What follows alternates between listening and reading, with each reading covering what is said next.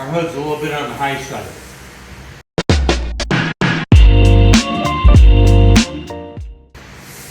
There's a header bar goes across here, still header bar. And then there's another rod that goes from this bracket for your headlight torque shot down to the core support. Pretty simple, piece of wood. Wedge it in. Keep in mind our inner fenders are still broke loose. Tighten both those up.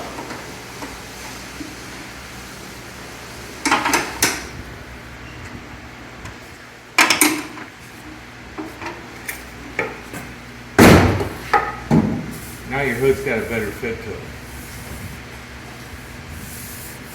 That's why they put those rods in there.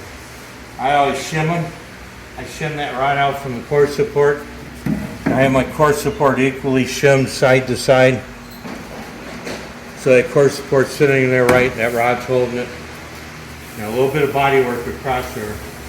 I don't know whose front end this is, but it's a jig fitted front end. I believe it's Lee Bond. And so we got a nice fit there. Still needs to be glued. That's the simplest one to make that go up and down. Thanks for watching.